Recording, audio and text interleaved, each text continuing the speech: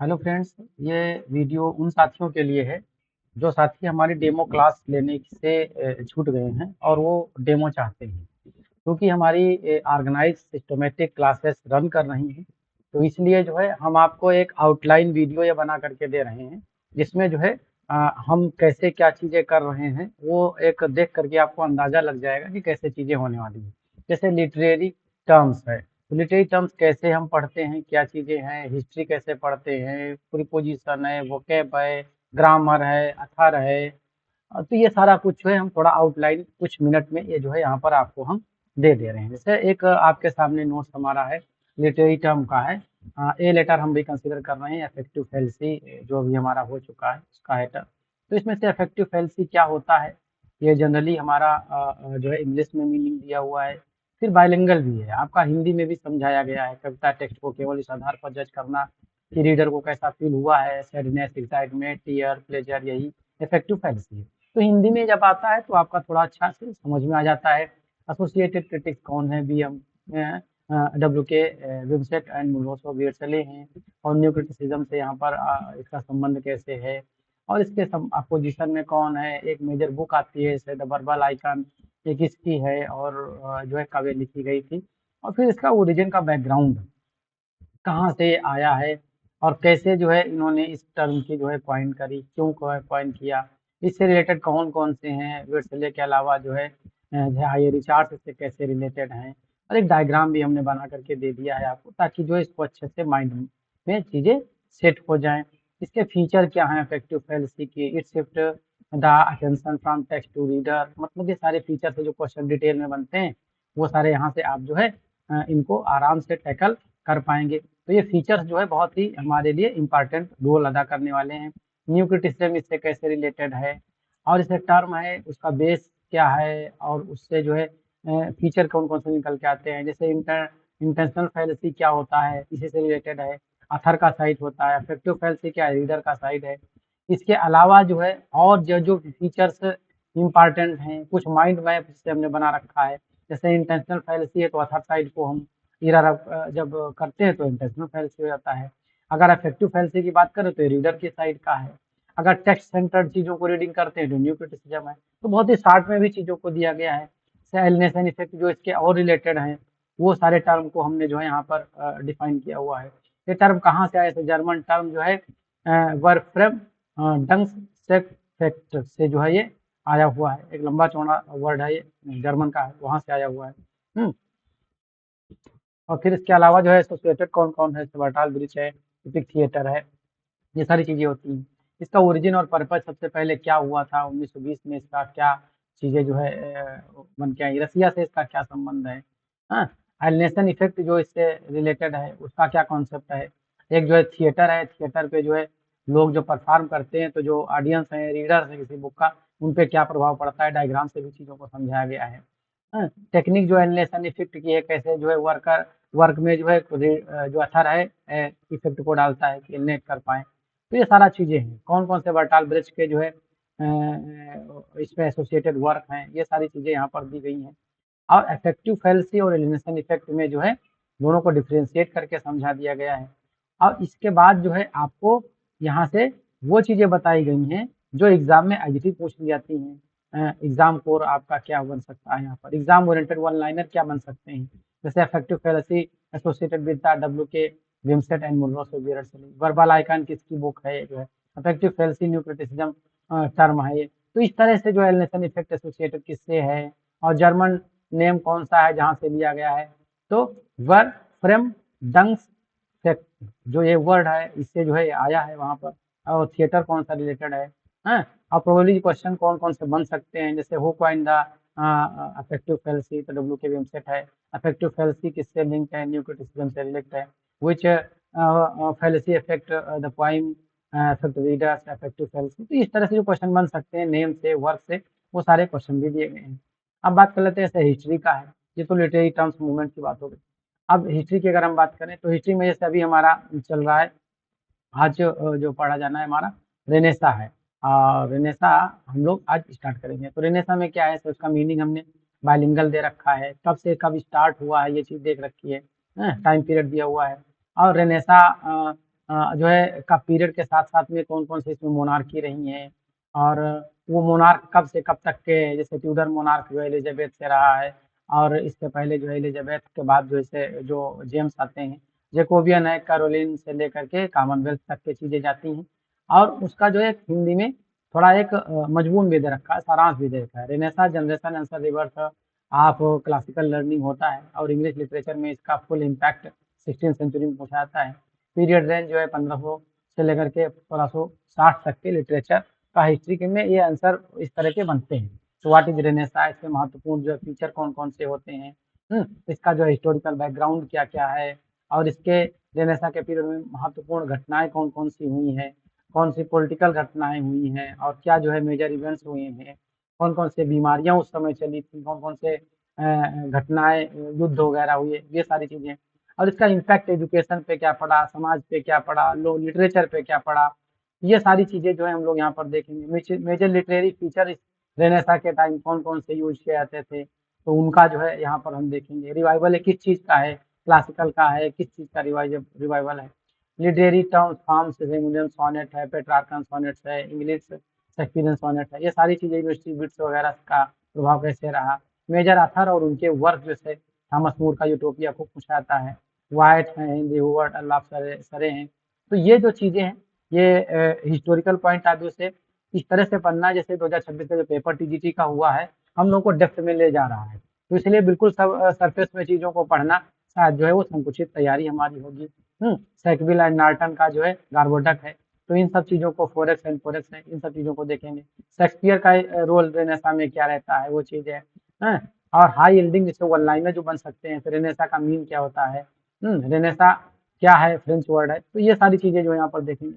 उस समय जो रेनेसां पीरियड में क्रिटिक कौन से हैं, उनके कमेंट्स जो है विभिन्न राइटर्स के अथर को लेकर के क्या-क्या हैं, ये सारी चीज़ें यहाँ पर दी हैं। और फाइनल जो है मेमोरी मैप भी हम आपको बता देंगे, जिससे कि चीज़ें दिमाग में रहें। जैसे कि final revision, renaissance, rebirth, humanism, classical revival, printing, reformation, expression, Elizabeth, अब ये फार्मूला से चीज़ों को जो है हम दिमाग में बना सकते हैं। तो इस तरह से हम जो है हिस्ट्री को पढ़ते चल रहे हैं और इसमें जो है अब क्या करेंगे कि आगे एलिज़ाबेथ अलग पढ़ेंगे और फिर जो है हम जैकोबियन अलग पढ़ते, कैरोलिन अलग पढ़ेंगे, प्यूरिटैनिक और जो है हम रेस्टोरेशन तक की चीज़ों को ले जाएँगे। अब एक चीज़ आती है इससे प्रीपोज़िशन है, प्रीपोज़िशन एक एटलीस्ट फ़ील रहता है जनरली साथियों का, समझने में बड़ा दिक्कत होती है, तो इसको जो है प्रियांशी मैम बहुत अच्छे से डील कर रही हैं। लिटरेरी टर्म्स फॉर्म्स भी वही पढ़ा रही हैं और ये प्रीपोज़िशन और वोकैब भी वही पढ़ा रही हैं। तो इसमें क्या चीज़ें हैं, जैसे एडवांस फार है, तो एडवांस फार का मतलब हिंदी में दे रखा है, उम्र के हिसाब से अधिक मैच्योर होना। अब इसका जो है वर्ड बिल्ड कैसे हुआ, एडवांस प्लस फार से मिल करके एडवांस फार आया हुआ है। इसका ओरिजिन कहाँ से हुआ है, ये भी बता दिया गया है। इसका यूज़ किन कंडीशंस में होता है और एग्ज़ाम्पल हमने दे रखा है, he is advance for his years, वह अपनी उम्र के हिसाब से अपेक्षा अधिक परिपक्व है। जैसे एक बच्चा है, ये बच्चा है, क्लास में स्टूडेंट है और स्टूडेंट्स के हिसाब से थोड़ा मैच्योर लगता है बच्चा। तो एक रियलिस्टिक इमेज के थ्रू जो है चीज़ों को समझाने की कोशिश की गई है। एडवांस बाई है, 2 डेज़, तो इसका मतलब क्या 2 दिन पहले कर लिया जैसे है, तो 2 दिन पहले हो गया। हिंदी हो गया आपका, कहाँ-कहाँ से बना है, कैसे-कैसे बना हुआ है और फिर इसका जो है एग्ज़ाम्पल हमने दे दिया है। बैठक 2 दिन पहले हो गई, कैलेंडर यहाँ पर जो है एक इमेज दे दी गई है, 2 दिन पहले 13 तारीख को हो गई है। तो इस चीज़ को आपको दिमाग में बनाने से बैठाने से बहुत आसानी होगी प्रीपोज़िशन और फिर पढ़ते हैं और उसी दिन टेस्ट भी हो जाता है आपका जो है। पढ़िए, पीडीएफ मिल गया, आप उसको जो है रिवाइज़ कर लीजिए, फिर टेस्ट दीजिए, फिर शाम को कन्फ्यूज़न होता है, फिर से पूछ लेते हैं।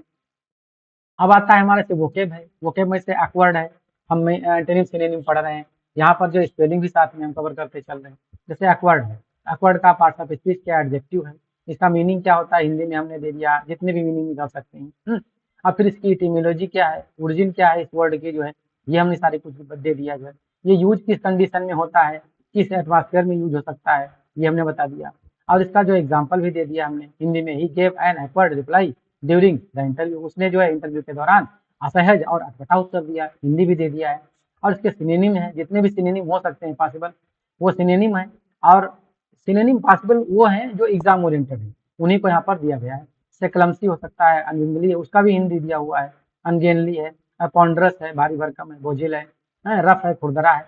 तो सिनोनिम हो गया। सिनोनिम के बाद जो एंटोनिम की बात करते हैं तो इसमें भी क्लेवर है, डेक्स्ट्रस है, निपुण है, एप्ट है, कुशल है, स्किलफुल है, दक्ष है। तो इनका हिंदी भी हमने दे दिया। तो इस तरह से सारे वर्ड हैं और साथ में यहाँ पर देखो एक्वर्ड की एक रियलिस्टिक जो है इमेज दी हुई है। ये सारे कुछ पार्ट इधर उधर पड़े हैं, एक्वर्ड लग रहा है लग रहा है हाथ से गिर गए तो बिल्कुल क्लमसी है, सहज मन दिख रहा है। तो इससे जो है एक दिमाग में इमेजरी वर्ड की क्रिएट होती है। तो डेली जो है सुबह 5 बजे क्लास होती है वोकेब की भी। जैसे ग्रामर की हम बात करें तो ग्रामर जो हमारा नोट्स है वो बाकायदा जो है हमारा रिन एंड मार्टिन और जो नेस्फील्ड और जो अदर हमारी बुक्स हैं एग्जाम ओरिएंटेड है, यहाँ पर हमने दे रखा है, एसपी बख्शी से, नेस्फील्ड से है। और जो 2026 में पैटर्न बना हुआ है ग्रामर का, उसको देखते हुए अन्य जैसे कैम्ब्रिज से भी कुछ मैटर यहाँ पर और माइकल स्वॉन से भी कुछ पॉइंट्स को लिया गया है। लेकिन बेसिक सोर्स हमारा Wren and Martin, S P Bakshi और नेस्फील्ड से ये नोट्स बनाया गया है। बहुत ही एक कंसाइज नोट्स है। हमने इसे प्रोनाउन पे बनाया, तो प्रोनाउन को जो है हमने इंग्लिश में समझा दिया आपको। फिर इसके बाद जो है हिंदी में भी कॉन्सेप्ट को बना दिया। फिर एक माइंड मैप भी हमने आपको दे दिया ताकि जो है चीज़ें अच्छे से दिमाग में बन जाए। डायग्राम भी हमने दे दिया यहाँ पर। प्रोग्राम है, कितने प्रकार के ये प्रोनाउन है तो कितने प्रकार के जो प्रोनाउन होते हैं उन सबका जो है यहाँ पे चार्ट में एक माइंड मैप आपके दिमाग में चला गया। और फिर उनको सबको जो है अलग अलग जो है हमने एलिब्रेट कर दिया। उनका एग्जाम में क्या यूज होता है, कहाँ से एरर दे देता है, ये भी हमने इस चीज़ को बता दिया। तो इस तरह से सारे जो है हमने नोट्स जो है आपको जैसे रिफ्लेक्सिव प्रोनाउन है उसका डायग्राम बना करके दे दिया। तो डायग्राम के साथ में जो है हमने नोट्स को जो है बनाया है, वो आपके लिए बहुत ही प्रॉफिटेबल है। और लगभग जगहों पर जो है हमने रिलेटिव प्रोनाउन है तो रिलेटिव प्रोनाउन में पर्सन के लिए क्या होगा, थिंग्स के लिए क्या होगा, एनिमल, एंटीसीडेंट क्या होता है, पोजीशन क्या होता है, आफ्टर प्रीपोजिशन और सुपरलेटिव, ये सारी चीज़ों में क्या क्या होता है। तो एक तो हमने माइंड मैप बना दिया। माइंड मैप के बाद जो है आपको जो है नीचे से डिटेल में हमने उनको समझा भी दिया है चार्ट के माध्यम से, एक्सप्लेनेशन के माध्यम से। वो और जो इम्पॉर्टेंट रूल है उसको जो है जहाँ पर इंग्लिश के साथ साथ हिंदी की भी ज़रूरत है तो हमने उसको बाइलिंगुअल बना दिया। जैसे रिलेटिव प्रोनाउन एज और बट है तो इनका जो है जनरली तो ये कंजक्शन का काम करते हैं, लेकिन कैसे रिलेटिव प्रोनाउन का काम करेंगे। रिलेटिव प्रोनाउन काम करेंगे तो एज को अगर रिप्लेस करने के लिए बात करी जाए तो एज की जगह पे आप क्या लगा सकते हैं, एज को जो है हटा करके आप वहाँ क्या लगा सकते हैं, जैसे हु है, विच है, विट है, दैट है, हु विच और दैट, एज को हटा करके आप लगा सकते हैं। बट को अगर रिमूव कराना हो वहां पर कोई सेंटेंस दे दिया जाए, जैसे सेंटेंस दिया हुआ है सामने से देखिए, ये वाला सेंटेंस दिया है, there is none but knows the truth, there is none but knows the truth. अब इस बट को जो है रिमूव करने के लिए कह दिया जाए तो क्या रिमूव करके लगाएंगे, तो उसका भी दे दिया गया है यहाँ पर जो है। अगर बट को रिमूव करेंगे तो हु और नॉट का कॉन्सेप्ट यहाँ पर लगाएंगे। जैसे there is no one who does not, तो यहाँ पर बट को रिमूव करके हु डज नॉट लगाएंगे। तो हिंदी में भी हम चीज़ों को बाइलिंगुअल दिए हैं। और ये सारी चीज़ें जो है थोड़ा एक एक्सरसाइज भी लास्ट में हमने दे दिया। लास्ट में हमने सोर्स भी दे रखा है, एग्जाम पैटर्न जो सारी चीज़ें दी है कि क्या क्या चीज़ें आपको पूरे पेपर में चेक करना है एग्जाम में कि वो वहाँ से एरर जो है दे दे। सबसे पहले आपको जो एंटीसीडेंट को चेक करना है और टीजीटी में स्पेशल कहाँ से प्रॉब्लम दे देती है वह, और वर्ब एग्रीमेंट जो रिलेटिव प्रोनाउन है उसका वर्ब एग्रीमेंट देखना है, रिफ्लेक्सिव को देखना, इस तरह से सारी चीज़ें देखना। सोर्स इसका क्या है नोट्स का हमने पहले भी बता रखा था, जैसे रेन एंड मार्टिन है, नेस्फील्ड है। यूपी टीजीटी 2026 में जो भी पेपर बना है उसके एनालिसिस के आधार पर दूसरे बुक से भी चीज़ों को लेकर के यहाँ पर बनाया गया है। अब आ जाते हैं हम जो है अथर पे। तो अथर पे जैसे विलियम शेक्सपियर है, हम सीधे पढ़ना स्टार्ट कर देते हैं विलियम शेक्सपियर। अभी विलियम शेक्सपियर का जो है एक देखते हैं कि आखिर एग्जाम जब में क्वेश्चन बनते कहाँ से। जैसे मोनार्क है शेक्सपियर के टाइम के, कौन कौन से होते हैं वो पहले हम थोड़ा जो है एक भूमिका के तौर पर प्रिफेस देख लिया, और इनके जो वर्क्स हैं कौन कौन से जो है कलेक्शन आते हैं, और फिर हिस्टोरिक बैकग्राउंड इनका क्या है, किस एज से बिलोंग करते हैं, थोड़ा जो है बैप्टिज्म और डेट ऑफ बर्थ इनकी देख करके हम जो है ये देखना चालू करते हैं कि किस एज से। ऐसे इलिजाबेथ से तो आते ही हैं, लेकिन इनके लास्ट के वर्क जैकोबियन में जाते हैं, तो इसलिए सिर्फ इलिजाबेथन ड्रामाटिस्ट कहना अधूरा है इनका। ये इलिजाबेथन और जैकोबियन दोनों को ये टच करते हैं, लेकिन मेजर जो है आथर ये इलिजाबेथन के ही माने जाते हैं। लेकिन ऐसा क्वेश्चन बनता है तो फिर ध्यान देना होगा हमको। मोनार्क कौन कौन से आते हैं 1558 से लेकर 1603 तक इलिजाबेथ, और कौन सी डायनेस्टी होती है, ट्यूडर डायनेस्टी होती है, और 3 से 25 तक के जो है विलियम सॉरी जेम्स 6 जो स्कॉटलैंड के होते हैं, जो स्टुअर्ट डायनेस्टी जो एस्टेब्लिश करते हैं, जो कि इंग्लैंड में आते हैं तो जेम्स फर्स्ट के नाम से जो है जाने जाते हैं। और इसके बाद कौन कौन से जो पॉलिटिकल या फिर जो उन समय के इंसिडेंट्स हुए, जैसे प्लेग 64 में प्लेग किया जाता है। और फिर जो है देखो सबसे इंपॉर्टेंट चीज होती है कि 1601 में इसेक्स रेबेलियन जो होता है रॉबर्ट डेवरेक्स के द्वारा जो है, और ये जो रेबेलियन होता है जेम्स फर्स्ट के अगेंस्ट होता है, और ये रिचर्ड सेकंड जो कि वर्क होता है विलियम शेक्सपियर का, उससे प्रेरित होता है। वहाँ पर जो स्टोरी दिखाई है विलियम शेक्सपियर ने, वहाँ से जो है प्रेरित होकर के ये रिवील करते हैं। गन पाउडर प्लाट जो है कब होता है, किसके अगेंस्ट होता है, किस वर्क में जो है चीज़ों को किया गया है।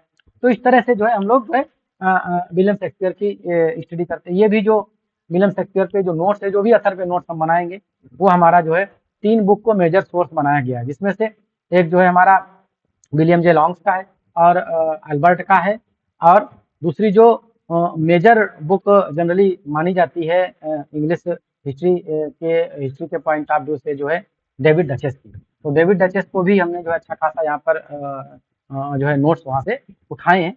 तो ऐसा नहीं है कि जो है एज इट इज उठा करके किसी मार्केट की किताब से उठा करके दे दिया गया है। और ये इसमें से कोई भी पॉइंट है, आप जो है अथेंटिकेट करना चाहते हैं तो जिन बुक्स का नाम उन्हें बताएं, एज इट इज वहाँ पर चीजें जो है मिल जाएंगी। तो ये पीरियड कौन कौन से, डाउडन ने क्या बताया, लॉन्ग ने कितने पीरियड बनाया, कौन कौन से पीरियड में क्या क्या चीजें आई, तो ये कोई डिटेल में स्टडी हम लोग विलियम शेक्सपियर के भी करने वाले हैं। तो ये एक आउटलाइन हमने आपको बता दिया कि किस किस तरह से नोट्स हम बना रहे हैं और कैसे कैसे हम आपको चीजों को दे रहे हैं, कैसे कैसे चीजों को हम करा रहे हैं आपको। अब बैच हमारा प्रॉपरली जो है रन करने लगा है, और हमारे जितने भी सीरियस एस्पिरेंट्स हैं, जो ट्रू एस्पिरेंट्स हैं, जिनको जो है आगे सिलेक्शन के लिए जो है बहुत ही गंभीर हैं, वो सारे के सारे लोग जुट गए हैं। अगर आप भी चीज़ों को चाहते हैं तो इस वीडियो से एक आउटलाइन आप देख सकते हैं, समझ सकते हैं। बाकी अब ये हमारी ओपन क्लासेस में हमारी पेड की कोई एक्टिविटीज़ नहीं आ पाएंगी, क्योंकि अब जितनी भी चीज़ें हैं वो वेल ऑर्गेनाइज सारी चीज़ें वहाँ पर चल रही हैं। अगर आप चाहते हैं हमारे साथ जुड़ना, तो पहले ही हम सारी चीज़ों को बता चुके हैं। मंजिल टीजीटी हमारे बैच का नाम है, और सुबह 5 बजे एक सेशन हमारा होता है और शाम को 8 बजे दूसरा सेशन होता है। और इसकी फीस हमारी 3500 रुपये हमने रखी है। फीस को लेकर के दिमाग में कई बार आ सकता है, कई साथियों ने पूछा भी कि सर बड़े कम फीस जो है 1000 और 900 रुपये, 800 रुपये में बैच पूरा चल रहा है, आप 3500 रुपये दे रहे हैं। देखिए जी, 1000 और 900 रुपये में वो क्या दे रहे हैं मुझे नहीं पता, लेकिन मैं जितना चीज़ें यहाँ पर दे रहा हूँ आपको, उसमें जो है ये चीज़ें कम है, उसमें भी ये पैसा कम है। अभी ऑफर फीस चल रही है 2000 रुपये की। अगर चीज़ों को जो है आप देखते हैं, बढ़िया लगता है, फाइनेंशियली किसी को दिक्कत है तो जो है 500 रुपये से जो है एंट्री फीस ले सकता है अपना, बाकी इंस्टॉलमेंट में फीस नहीं जमा कर सकता है। जो हमारे पुराने साथी हैं, जो लगातार जुड़े रहे हैं इसके पहले के बैचेस में, तो वो सीधे प्रियांशी मैम से और या हमसे संपर्क करेंगे, तो उनके लिए स्पेशल छूट रखी गई है। बहुत ही ज़्यादा छूट उनके लिए रख दी गई है फीस में जो है, ताकि उन पे कोई बर्डन ना पड़ने पाए। और नए साथी कोई अगर जुड़ भी रहे हैं और उनको लगता है कि नहीं हमने तो यहाँ पर गलत एंट्री ले ली है, तो ये 500 रुपये से दे करके जब आप जुड़ते हैं तो आपको 2-3 दिन का समय मिलता है, मैक्सिमम 3 दिन का। 3 दिन के बाद जो है अगर आप चाहते हैं कि जो है नहीं हम यहाँ से एग्जिट करना चाहते हैं, हमारे मतलब की चीज़ें नहीं है, तो आप मुझसे संपर्क करिए, अपना यूपीआई नंबर दे दीजिए, वो फीस आपको रिटर्न कर दी जाएगी। हमारी आपकी जो है टाटा बाय बाय हो जाएगी। शुभकामनाएं, कहीं भी जाएं आप जो है पढ़ें, अपना सिलेक्शन सुनिश्चित कर लें। हमारे यहाँ जो है प्रॉपरली आप अगर बने रहते हैं तो जितना भी हमारे टीम के द्वारा, प्रियांशी मैम के द्वारा, मेरे द्वारा प्रयास हो सकता है वो आपकी सफलता के लिए किया जाएगा। यदि आप इंटरेस्टेड हैं तो दिए गए नंबर्स पे संपर्क कर सकते हैं, प्रियांशी मैम को व्हाट्सएप कर सकते हैं, वो सारा प्रोसीजर जो है आपको बता देंगे। मिलते हैं शाम को आपसे एज यूजुअल इवनिंग सेशन में 8 PM पे। Thank you, have a nice day.